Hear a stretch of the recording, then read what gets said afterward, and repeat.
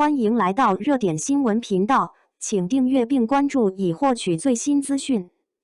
诚意片场撞头引争议，两京15日到底有多拼？林更新竟然是出品人，你们听说了吗？诚意拍新剧两京15日出事了。就上个月，网上疯转一段路透视频，他吊着薇娅在空中哐当一下，脑袋好像直接撞到什么东西上了，看着都疼。粉丝当时就炸了，心疼的不行，跑去质问剧组安全措施怎么做的。结果你猜怎么着？剧组工作人员一开始的回应挺轻描淡写的，说薇娅磕碰避免不了，任何组都避免不了。这话一出，争议更大了。好在后来剧组正式道歉了，诚意自己也出来报平安，说拍戏磕碰在所难免，让大家别担心。但这事儿吧，反而把这部还没播的剧给推到了风口浪尖。大家一边心疼演员，一边更好奇了，这到底是个什么剧，能把人拍得这么拼命？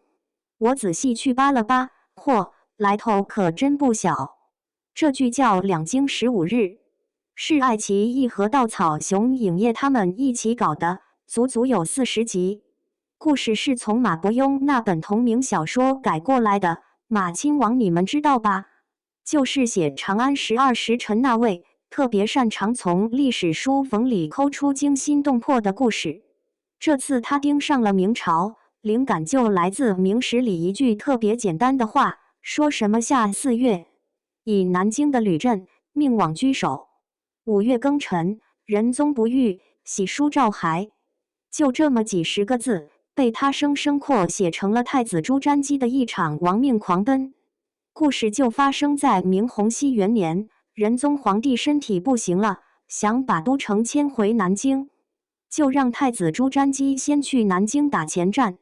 结果太子刚到南京，坐的宝船轰隆一声就被人炸了，差点没命。这还没完，紧接着北京传来消息，皇帝病危，眼瞅着就不行了。这下可好，南京有人要杀他，北京皇位眼看要空，太子一下子成了掉进夹缝里的蚂蚁。他必须在15天之内从南京跑回北京，不然江山可能就易主了。2200多里路，半个月，放现在坐高铁当然快，可那是明朝啊，全靠2条腿，马和船。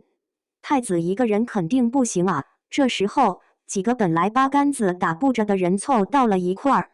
第一个是南京城里一个小捕快，叫吴定元，是他把太子从爆炸现场捞出来的。这人是个总捕头的儿子，但看着吊儿郎当，见钱眼开，太子许了他好处，他才答应帮忙。路上又碰见个小官，叫于谦，对，就是后来北京保卫战那个于谦。不过这时候他还是个芝麻小官，一腔热血，认出太子身份后，死活要跟着护驾。还有个神秘的女医生苏京熙，太子受伤找她治，他答应帮忙也不是为了忠君，而是想查清自己好朋友到底是怎么死的。这4个人，一个落难太子，一个贪财捕快，一个热血小官，一个复仇女医，就这么组成了一个临时逃亡小队。他们的路可不好走，幕后黑手搞了个叫联社的民间组织，一路围追堵截。他们从南京出发，沿着京杭大运河拼命往北跑。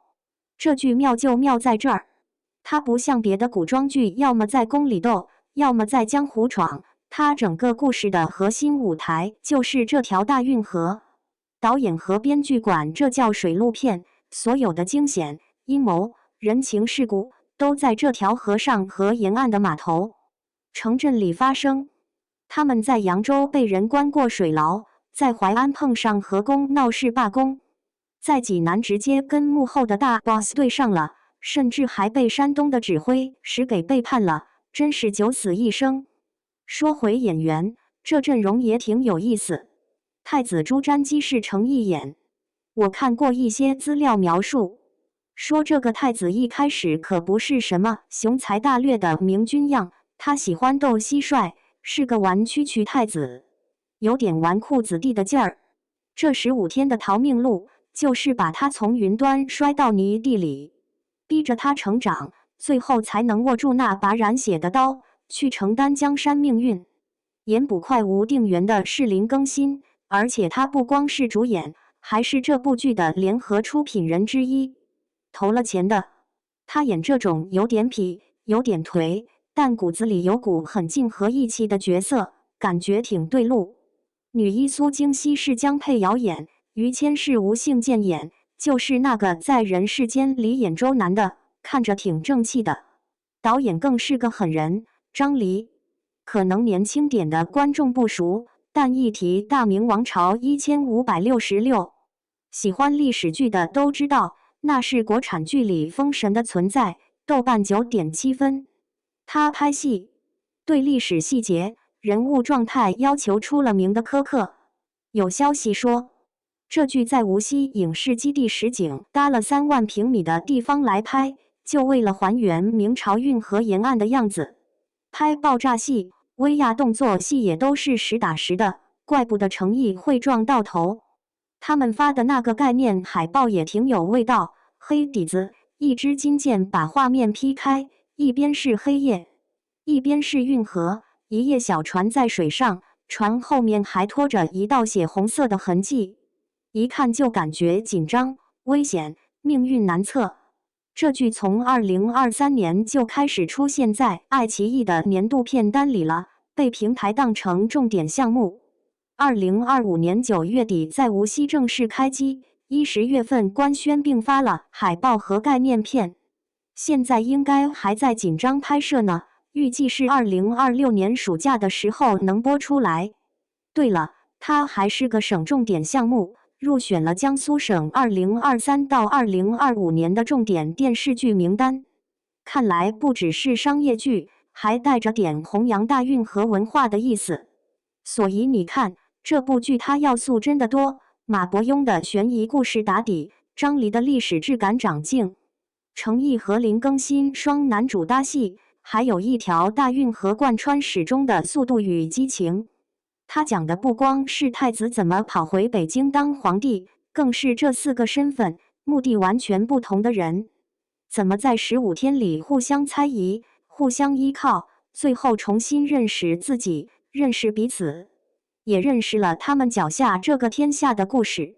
所有的阴谋、追杀、成长和选择，都压缩在这15个日日夜夜里，沿着那条古老的运河一路展开。我现在就好奇，那个一路追杀他们的联社老大到底是谁？女医生苏京熙最后有没有为朋友报仇？而那个曾经玩物丧志的太子，到底是怎么变成史书上那个明宣宗的？